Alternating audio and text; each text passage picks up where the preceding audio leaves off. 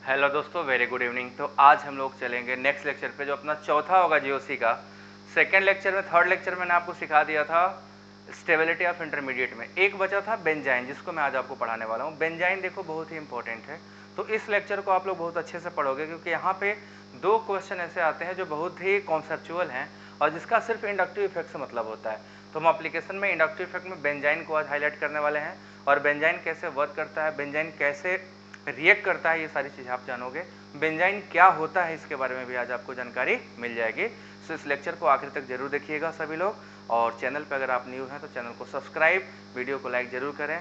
आपको आगे सारे वीडियो अच्छे अच्छे मिलते रहेंगे, इसका आपको फायदा होगा आने वाले एग्जामिनेशन में। तो चलो स्टार्ट करते, डिले नहीं करते हैं, वन बाय वन। पहले मैं आपको बताऊं बेंजाइन क्या होता है। देखो, हमने आपको 6 रिएक्शन इंटरमीडिएट बताए थे, आप सबको याद होगा। कार्बोकेटाइन, कार्बेनाइन, फ्री रेडिकल, कार्बिन, नाइट्रीन और बेंजाइन, ये छठा इंटरमीडिएट है। अगर आपने कभी क्लास 12 अच्छे से पढ़ा होगा या आपको टीचर ने पढ़ाया होगा, तो आपने एक रिएक्शन सुना होगा, डाउस प्रोसेस। सबको याद होगा डाउस प्रोसेस, क्लास 12 में था। डाउस प्रोसेस में हम क्लोरोबेंजीन से फिनॉल बनाते हैं। सब पढ़ा तो देते हैं क्लोरोबेंजीन से फिनॉल बना, बट कुछ का मैकेनिज्म आपको नहीं बताया होगा कि कैसे बना। एक्चुअली वो रिएक्शन बनता है बेंजाइन मैकेनिज्म से। तो ज़्यादातर को क्या होता है कि बताया नहीं जाता, छोड़ देते, स्किप कर देते हैं। ड्यू टू दो वजह से हो सकता है, या तो उनको लगता है आपको टफ होता हो, या तो हो सकता है वो समझाने में दिक्कत होती हो, इसलिए करते हो। बट मैं आज को बताऊंगा, अच्छे से बताऊंगा, आप इसके लिए अच्छे से तैयार रहिएगा, पूरे रिएक्शन आपको समझ में आएंगे। आइए पहले देखते हैं बेंजाइन है क्या। देखो बेंजाइन क्या होता है, ये एक एरोमेटिक, बेंजाइन जो होते हैं वो एक एरोमेटिक, ठीक है, aromatic electron deficient electrophilic species होते हैं। ये इलेक्ट्रोफाइल की तरह बिहेव करते हैं। आपको देखने में बहुत मजेदार लगेगा। इकलौता इंटरमीडिएट है जो एरोमेटिक है, ये आपका बेंजीन से बनता है, benzyne. This structure is known as benzyne, क्योंकि यहाँ पे एक बॉन्ड क्या होता है, triple bond. This is benzyne, इसको हम लोग क्या बोलते हैं, बेंजाइन कहते हैं। अब देखो बेंजाइन के साथ खास क्या है, आप सभी लोग बता सकते हो बेंजाइन में खास क्या है।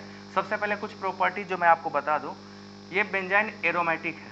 कैसा है, एरोमेटिक, एरोमेटिक होता है। दूसरा, इलेक्ट्रॉन डेफिशिएंट होता है, इलेक्ट्रॉन डेफिशिएंट होता है।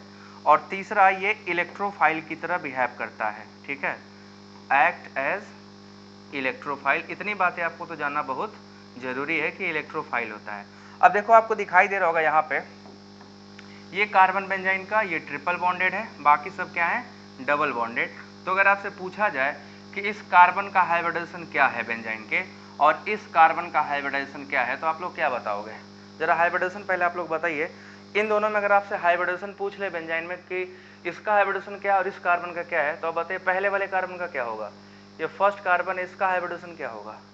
ठीक है, आप सभी लोग बता सकते हो, कमेंट करिए, बताइए जरा। इसको बनाया ऐसे जाता है बेंजाइन को।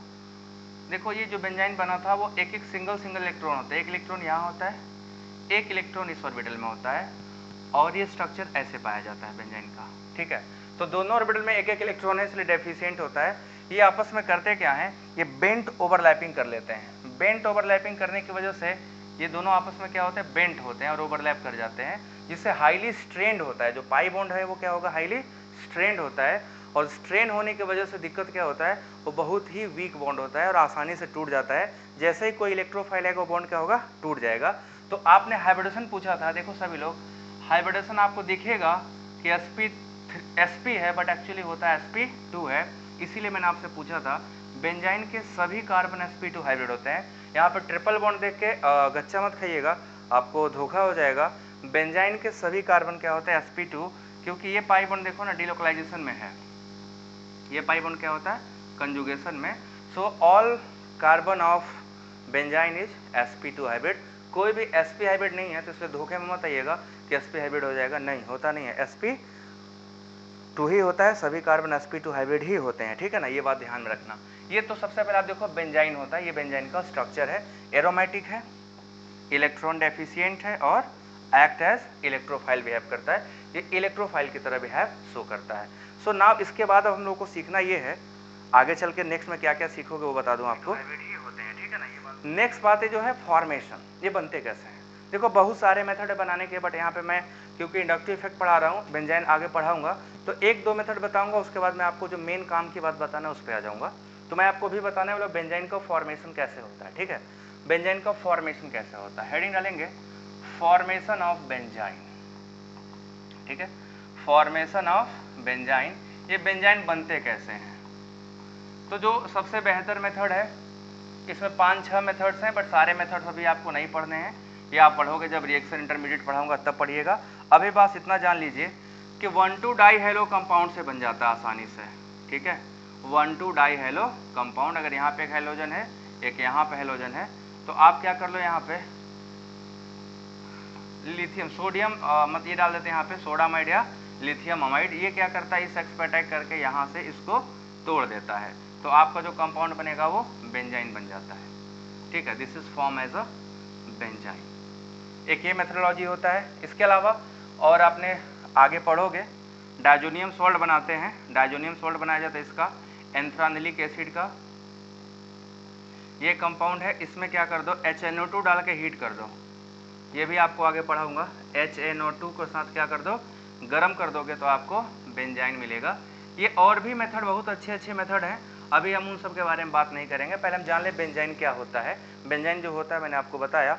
अब बेंजाइन के इसके बाद हम लोग को पढ़ने कौन कौन से एक्शंस वो करता है, बेंजाइन की रिएक्टिविटी क्या है और बेंजाइन कैसे बिहेव करता है, ये आपको और भी सिखाने वाला हूँ आगे, ठीक है। तो सबसे पहले देखो, आपने देखा बेंजाइन बनने के 2 मेथड हैं। इसके अलावा एक और बेहतर मेथड जो मैं आपको बता दूं जिससे हम लोग काम करेंगे, थर्ड मेथड है, किसी एल्किल हैलाइड पे सोडामाइड का अटैक करा दो, ठीक है। किसी एल्किल हैलाइड पे क्या करना है, सोडामाइड का अटैक करा दो, यहाँ पे हेलोजन लगा दो। सोडामाइड, लिथियम अमाइड या पोटेशियम अमाइड कोई भी ले सकते हो। ये आपका NH2 बहुत ही स्ट्रॉन्ग बेस होता है, इसको पोटेशियम अमाइड बोलते हैं। ये क्या करता है, ये जो एसिडिक प्रोटॉन है इस पे अटैक करके इसको निकालता है, तो ये बॉन्ड यहाँ चलाएगा और X निकल कर चला जाएगा बाहर, तो आपको -KX निकल जाएगा प्लस माइनस अमोनिया निकल के बाहर हो जाएगा, और आपको जो कंपाउंड मिलेगा वो है बेंजाइन। सो बेंजाइन, ये बेसिकली बेंजाइन का स्ट्रक्चर था जो मैंने आपको दिखाया। अब हम लोग को देखना है बेंजाइन के रिएक्शंस कैसे होते हैं और कैसे इंडक्टिव इफेक्ट हेल्प करेगा बेंजाइन के रिएक्शन को समझने में। हम लोग को वही तो मेन करना है, बेंजाइन के रिएक्शंस वही तो मेन करना है, ठीक है। तो चलो सभी लोग करके देखा जाए कैसे हो रहा है काम यहाँ पे, ठीक है। तो देखो यहाँ पे क्या होने वाला है, बेंजाइन ये बनाने का मेथड है, आप ध्यान रखिएगा। ये एरोमेटिक हैलाइड से एराइल हैलाइड से बन जाते हैं, ठीक है। एराइल हैलाइड से हम लोग क्या करेंगे, बना ले जाएंगे। तो एराइल हैलाइड अगर आपके पास है, सोडियम अमाइड, पोटेशियम अमाइड या लिथियम अमाइड डालोगे तो काम हो जाएगा, आपका बेंजाइन बन जाएगा ना। वो आपको जो सिखाने वाला हूँ रिएक्शंस ऑफ बेंजाइन वही मेन है, ठीक है ना। रिएक्शंस ऑफ बेंजाइन,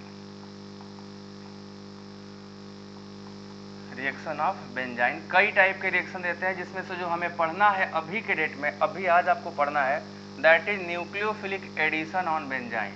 ये साइक्लो एडिशन रिएक्शन भी देते हैं, बट वो सब आपके सिलेबस में नहीं है, अभी आपको नहीं पढ़ना है। वो बेंजाइन पढ़ा दो तो मैं आपको पढ़ा दूंगा। अभी जो आपको पढ़ना है वो है न्यूक्लियोफिलिक एडिशन ऑन बेंजाइन। पहला हम लोग पढ़ेंगे nucleophilic addition on benzyne, addition on benzyne. Benzyne पे होगा न्यूक्लियोफिलिक एडिशन। ये सबसे इंपॉर्टेंट और कैरेक्टरिस्टिक रिएक्शन होता है बेंजाइन का, और इसी से हम लोगों को जो टॉपिक है आज का वो क्लियर करना है, कैसे होता है और कहाँ पे होगा, क्यों होगा, ये सारी बातें आपको अभी सीखने मिल जाएंगे। This is a very highly conceptual concept है, आपको इसमें बस समझना जो है उसको ध्यान दीजिएगा। सबसे पहले मैं कोई ग्रुप नहीं लगा रहा हूँ, नेकेड बेंजाइन पे कोई न्यूक्लियोफाइल का अटैक कराऊंगा, ठीक है। ये देखो आपका नेकेड बेंजाइन है, समझने का प्रयास करिएगा, ठीक है। अभी आपका ये नेकेड बेंजाइन है, इस पर कोई ग्रुप लगा हुआ नहीं है, तो अगर हम इस पर कोई न्यूक्लियोफाइल अटैक कराएंगे, देखो बच्चों, न्यूक्लियोफाइल अगर हम कोई अटैक कराएंगे तो हम सबको साफ साफ पता है कि न्यूक्लियोफाइल इसी ट्रिपल बॉन्ड पर अटैक करेगा, क्योंकि आपका जो हाई इलेक्ट्रोनेगेटिव होता है, देखो मैंने आपको बताया था ट्रिपल बॉन्ड वाला जो है इलेक्ट्रोफाइल, क्योंकि यहीं पे बॉन्ड वीक है, जो पाई बॉन्ड बना है वो इस ओवरलैप से बना है, ध्यान से देख लो, इसीलिए हम अटैक करा रहे हैं। ये जो बना है वो ऐसे ऑर्बिटल्स ओवरलैप किए हुए हैं, जो कि बहुत ही डिफिकल्ट हो जाता है ओवरलैप करना, बहुत ही हाईली स्ट्रेंड होगा दोनों ऑर्बिटलों में। ये वीक ऑर्बिटल्स है, वीक बॉन्ड बने हैं, इसीलिए न्यूक्लियोफाइल वहीं पर अटैक करेगा जो बॉन्ड आसानी से टूट जाए। तो ये वीक बॉन्ड है, इसीलिए वहां पर हम अटैक कराएंगे, ठीक है ना। तो अभी मैं आपको बताता हूं क्या होने वाला है यहाँ पे, ध्यान से देखो। ये न्यूक्लियोफाइल क्या करेगा, यहाँ पे अटैक करेगा या नीचे, दोनों सिमेट्रिकल है किसी पे। जैसे उस पर अटैक करेगा इस पे कौन सा चार्ज आ जाएगा, नेगेटिव चार्ज। तो जैसे इस पे नेगेटिव चार्ज आएगा बच्चों, देखो क्या करना है अपने पास, ये न्यूक्लियोफाइल जहाँ पे जुड़ेगा उसके नेक्स्ट पोजीशन पे कौन सा चार्ज आएगा, नेगेटिव। ये नेगेटिव चार्ज देखो यहाँ पे आ जाएगा और ये न्यूक्लियोफाइल यहाँ पे जुड़ गया। अब इस नेगेटिव चार्ज के बारे में ध्यान से देख लो, ये नेगेटिव चार्ज ही सब कुछ है, इसी को लेकर सारा काम करना है। आप लोग बताओ क्या ये नेगेटिव चार्ज कंजुगेशन में है क्या? चलो कोई भी बच्चा बता सकता है कि ये नेगेटिव चार्ज कंजुगेशन में है कि नहीं है? चलो सभी लोग बताओ, क्या ये नेगेटिव चार्ज कंजुगेशन में है?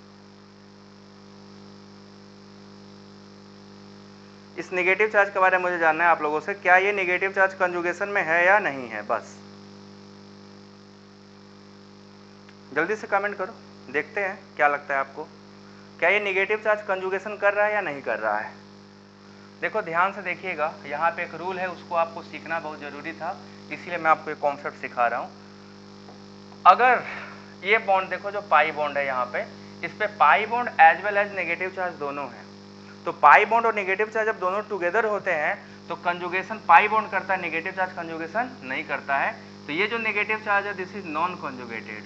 कैसा है ये? Non conjugated. तो कंजुगेशन में नहीं है तो लोकलाइज्ड रहेगा। लोकलाइज का मतलब होता है एक ही पोजीशन पे फिक्स रहना, मूव नहीं करेगा, मूवमेंट इसमें नहीं होगा। This pi bond is completely localised, fix है एक ही जगह, वो मूवमेंट में नहीं है। तो जब मूवमेंट में नहीं होगा ना बच्चों, तो इसको सिर्फ इंडक्टिव इफेक्ट अफेक्ट कर सकता है, resonance mesomeric effect hyper conjugation कोई अफेक्ट करने वाला नहीं है। तो अगर हम यहाँ पे बात कर लें, अब इसी में देखो एक और बेंजाइन अगर बना दें, बेंजाइन में नेक्स्ट बना रहा हूँ, सपोज करो इस पर कोई ग्रुप लगा दिया, प्लस आई माइनस आई जो भी ग्रुप हो, आर लग गया, ठीक है, और यहाँ पे नेगेटिव चार्ज है। तो this negative charge is affected by, only affected by inductive effect, affected by I effect of R, ठीक है, आई इफेक्ट ऑफ आर। जो आर ग्रुप है उसके सिर्फ इंडक्टिव इफेक्ट ही इस नेगेटिव चार्ज को प्रभावित कर सकते हैं और कोई इसको रेजोनेंस कोई अफेक्ट नहीं कर पाएगा। तो अगर हम पढ़ेंगे सब्स्टिट्यूटेड बेंजाइन तो ध्यान रखना, this negative charge only stabilises by one thing, that is inductive effect. और हमने पढ़ा था इंडक्टिव इफेक्ट जो होता है वो डिस्टेंस से डिपेंडेंट होता है, ठीक है, डिस्टेंस पे डिपेंड करता है।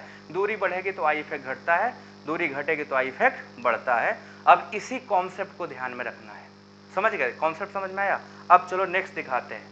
हम सपोज कर लो यहाँ पे हमने यहाँ पे एक आपको बेंजाइन दिया, चलो पहले बनाते हैं, ठीक है।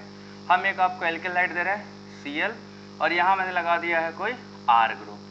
R के बारे में भी आपको ना पता है ना हमें पता है, ठीक, we don't know what is R। Now यहाँ पे हमने आपको दिया लिथियम अमाइड, अटैक कराना है आपको किसका? लिथियम अमाइड का। तो अगर आप लिथियम अमाइड को अटैक कराओगे बच्चे, तो देखो कहाँ पे अटैक कराओगे, ये जो नेगेटिव पार्ट है वो H निकालेगा, यहाँ पे आपका बनेगा Cl निकल के बाहर, तो यहाँ से LiCl माइनस अमोनिया चला जाएगा, ठीक है, ये आपके बाहर हो जाएंगे। बचा क्या? Benzene. Now just see the structure of benzene, ये आपका बेंजाइन बनेगा। बस ध्यान से देखते रहो, अभी 2 क्वेश्चन कराऊंगा मैं। This structure is called benzene, ठीक है ना। बेंजाइन के ऑर्थो पोजीशन पे, सॉरी आर के ऑर्थो पोजीशन पे क्या है? ट्रिपल बॉन्ड है। बेंजाइन स्ट्रक्चर जो उसके आर पोजीशन पे है। नाउ दिस बेंजाइन में हम अटैक कराएंगे न्यूक्लियोफाइल का, ठीक है, इसमें हम अटैक करेंगे न्यूक्लियोफाइल का। अभी हमें आर के बारे में कोई जानकारी नहीं है, आर डोंटिंग है कि विड्रॉइंग, अभी आपको सीखने मिल जाएगा, ठीक है, मैं आपको सिखा के देता हूँ। चलो आ जाओ, ये बेंजाइन है, मैकेनिज्म देखिएगा और आप लोग बताइएगा, सभी लोग आंसर जरूर करना, क्योंकि कॉन्सेप्ट ही इतना बढ़िया है, आपका आंसर तो बनता है, ठीक है। देखो भैया आर मैंने लगा दिया, अब यहाँ पे मैं इसको 2 पोजीशन कर रहा हूँ, this is the position number 1 और दूसरे को रेड कलर से बना रहा हूँ, दैट इज पोजीशन नंबर 2, ठीक है। तो पहले हम अटैक करेंगे पोजीशन नंबर 2 वाले पे, ठीक है, और फिर अटैक करेंगे पोजीशन नंबर 1 वाले पे, और आपसे पूछेंगे कौन सा एनायन ज़्यादा स्टेबल है। जब हम न्यूक्लियोफाइल को यहाँ से अटैक कराऊंगा, ठीक है, न्यूक्लियोफाइल, तो न्यूक्लियोफाइल कहाँ अटैक करेगा? यहाँ पे। नेगेटिव चार्ज कहाँ बनेगा? नीचे वाले पे। अब ध्यान से देखते जाना, ध्यान से देखते जाना एकदम। आँख, कान, नाक सब फिक्स होना चाहिए इसको समझने के लिए। This is going to form this type of anion, ठीक है। और अगर हम रेड वाले पे अटैक करेंगे तो रेड वाले पे आप देखो क्या बनने वाला है, आप सबको दिख रहा होगा।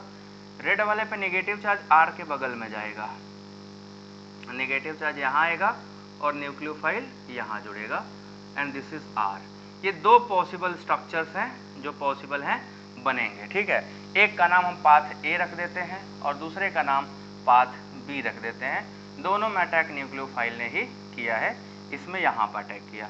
तो पाथ ए और पाथ बी, ध्यान से देखिए आप सभी लोग, हमने दो पाथ बनाया है, पाथ ए और पाथ बी। अब दोनों में एनायन बने हैं, गौर से देखिए तो अगर आपको दिखाई दे रहा होगा दोनों में एनायन बना है, ठीक है। बट आर अभी आपको फिक्स नहीं किया हूं, आर क्या है, इलेक्ट्रॉन डोनेटिंग है कि इलेक्ट्रॉन विड्रॉइंग है। पहले केस के लिए अगर if R equal to electron donating group, ठीक है ना, आर इक्वल टू इलेक्ट्रॉन, रुक जाइए और क्लियर करता हूं। इन दोनों स्ट्रक्चर में ध्यान देना, दोनों स्ट्रक्चर के लिए कॉमन कर रहा हूं। If R equal to electron donating group, ठीक है, तो कौन सा ज्यादा स्टेबल होगा, ए वाला ज्यादा स्टेबल होगा या बी वाला ज्यादा स्टेबल होगा? सभी लोग बताइए कि अगर दोनों स्ट्रक्चर में आर इलेक्ट्रॉन डोनेटिंग हो गया, इलेक्ट्रॉन देने वाले प्लस आई इफेक्ट है, तो कौन सा एनायन ज्यादा स्टेबल है, ए या B? If R is electron donating then which one is more stable, which one is more stable?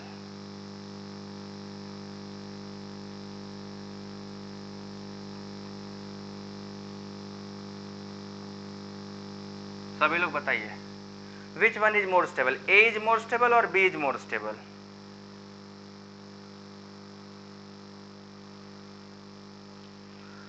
कोई बता सकता है?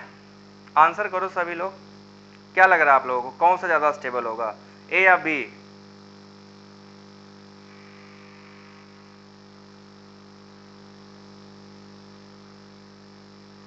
दोनों में से आपको कौन सा ज्यादा स्टेबल बनता हुआ दिखाई दे रहा है, ए या बी?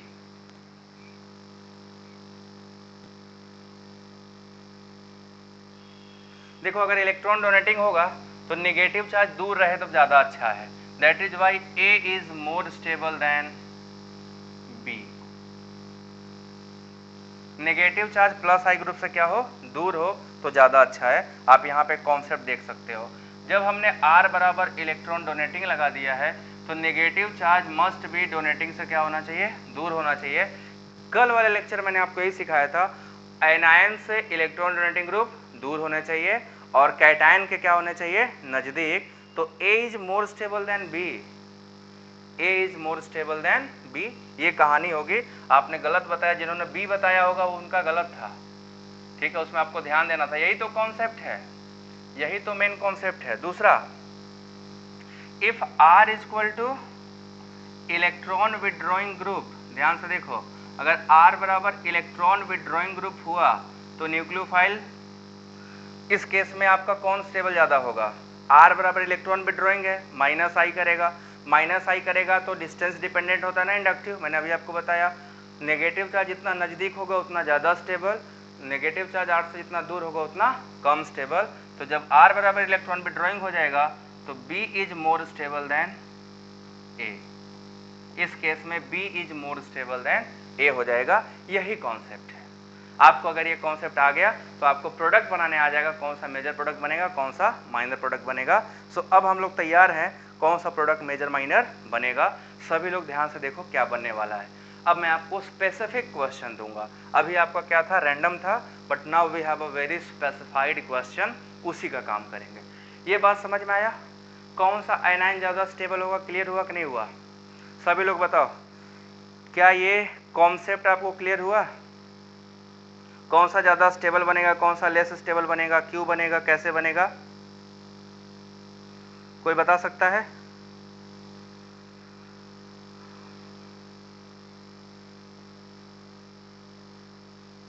आगे चलते हैं, ठीक है, नेक्स्ट वाला मैं आपको बताता हूं।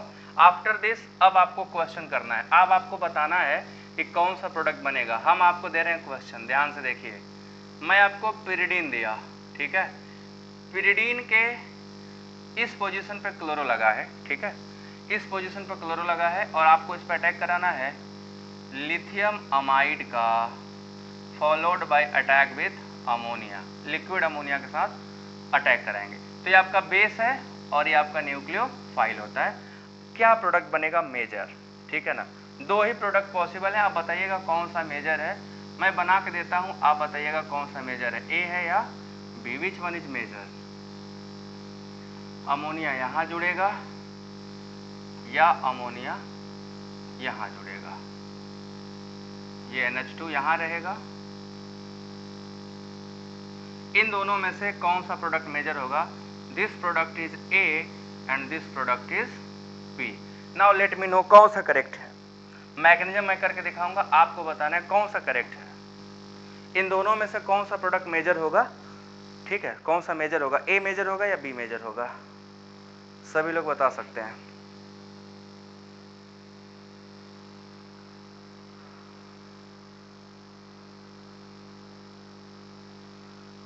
इसका आंसर कोई भी बता सकता है, कौन सा मेजर होगा भाई?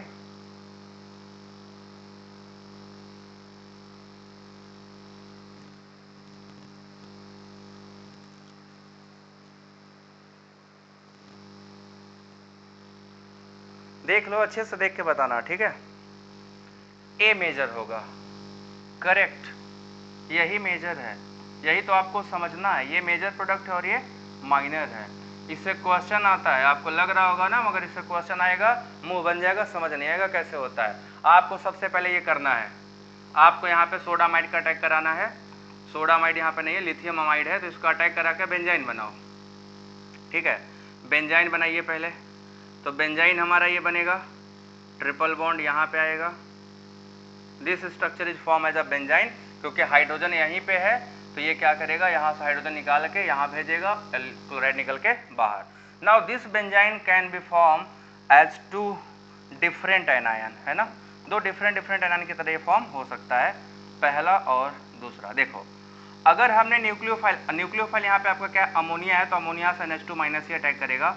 अगर ये यहाँ अटैक किया तो नेगेटिव चार्ज नाइट्रोजन के बगल में बनेगा, और नाइट्रोजन के बगल में अगर नेगेटिव चार्ज बना तो स्टेबिलिटी ज़्यादा होगी, तो this anion could be form, possible है ना, ये एनायन बनेगा। ध्यान से देखो, this anion can be form as a main, ठीक है, ये एनायन, और आपका अमोनिया यहाँ जुड़ जाए। दूसरा प्रोडक्ट क्या पॉसिबल है कि आपका अटैक यहाँ पे हो और नेगेटिव चार्ज यहाँ बन जाए। अब इस केस में देखो, नाइट्रोजन का माइनस आई क्या होगा, ये डिस्टेंस हो गया, ये दूर हो गया ना, तो ये लेस स्टेबल होगा। देखो नाइट्रोजन यहाँ है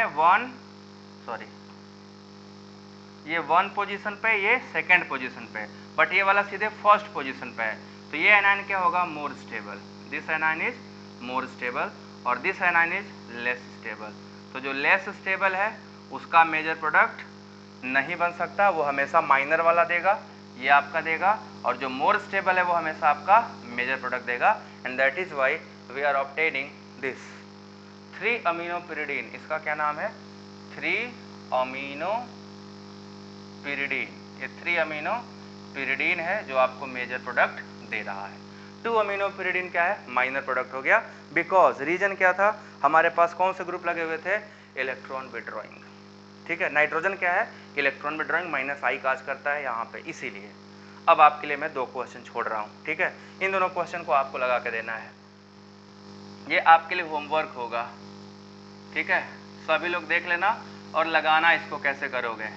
एक मैंने आपको मेथाइल दिया यहाँ पे और Cl यहाँ लगा दिया। Now you have to solve this with your own concept and knowledge. मैंने आपको समझाने की पूरी कोशिश करी थी। यहाँ पे आपको अमोनिया डालना है लिक्विड और बताना है कि क्या प्रोडक्ट बनेगा। यहाँ पे मेजर बताना क्या होगा और माइनर क्या होगा ये भी बताना, major plus minor. Comment section में लिखना या टेलीग्राम में रिजल्ट रिपोर्ट करना फोटो क्लिक करके, ठीक है।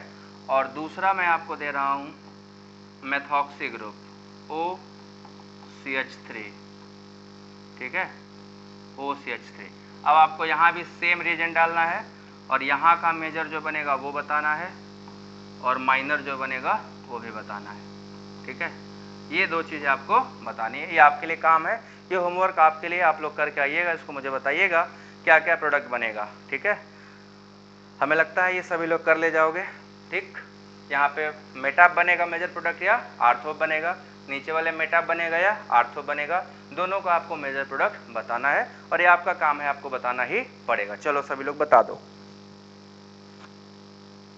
एक और मैं बचा हुआ है स्टेबिलिटी ऑफ फ्री रेडिकल, वो पढ़ा देता हूँ बस, ठीक है। फ्री रेडिकल भी बचा हुआ, उसके बारे में बताना था, तो चलो फ्री रेडिकल भी बता दें, इसको सॉल्व करके बताना। Now free radicals, stability of free radical, stability of free radicals.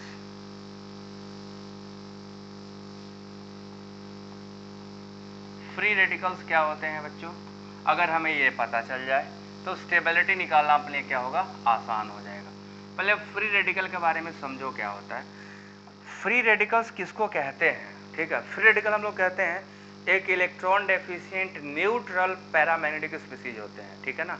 ये क्या होते हैं, न्यूट्रल होते हैं, पैरामैग्नेटिक होते हैं और इलेक्ट्रॉन डेफिशिएंट होते हैं। इनकी यही खास बात है कि दीज आर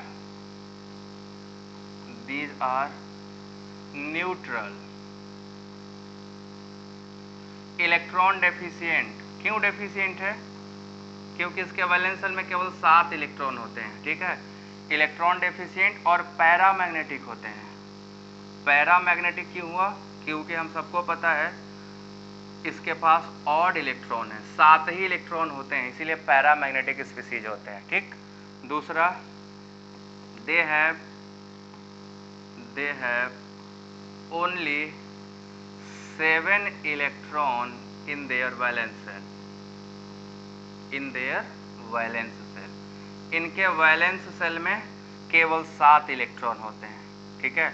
और अगर हम बात करें हाइब्रिडेशन की, तो जितने भी एल्काइल रेडिकल्स हैं सब के सब sp2 हाइब्रिड होते हैं, rsp2 हाइब्रिड। ये बात आप सभी को ध्यान रखने की जरूरत है। अगर कोई sp2 हाइब्रिड है तो हम लोग को इसका शेप पता होता है, sp2 हाइब्रिड स्पीसीज और प्लेनर, है ना। ये क्या होते हैं, प्लेनर होते हैं। दीज आर ट्राइगोनल प्लेनर, ऐसे बनता है। ये आपका स्पीसीज होता है जिसमें एक सिंगल इलेक्ट्रॉन पड़ा होता है, ये आपका R और R, this is sp2 and trigonal planar species होते हैं। तो radicals are basically electron deficient है, तो जहां भी इलेक्ट्रॉन डेफिशिएंट आ जाएगा पूरा स्पीसीज कार्बोकेटायन का हो जाएगा। आपने कार्बोकेटायन पढ़ा था, याद है आप सभी को। जो कार्बोकेटायन की स्टेबिलिटी होती है वही सेम यहाँ पे क्या करना है, लगा देना है। Stability of carbocation same as the stability of free radical. तो आपका जो दूसरा एप्लीकेशन था स्टेबिलिटी ऑफ इंटरमीडिएट, ये कंप्लीट होता है आज, ठीक है। तीसरा एप्लीकेशन होगा reactivity and acidity of alcohol, वो बहुत ही इंटरेस्टिंग चैप्टर है, बहुत इंटरेस्टिंग टॉपिक है, जो कल साथ चालू होगा। तो हम लोग कल फिर मिलेंगे। यहाँ तक सबको समझ में आएगा, उम्मीद करता हूँ सबको समझ आ रहा होगा। तो जब भी समझ में आए, क्वेश्चन फंसे, आप लोग क्वेश्चन बेशक पूछिए, टेलीग्राम ग्रुप में पूछिए, व्हाट्सएप ग्रुप पे पूछिए, जहाँ पूछना हो पूछिए। बस पढ़ते रहिए, हिम्मत मत हारिएगा, क्योंकि अभी शुरुआत हुआ है और अभी बहुत आगे जाना है, ठीक है। तो पढ़ते रहो, फिर मिलेंगे कल, तब तक के लिए टाटा बाय बाय, गुड नाइट।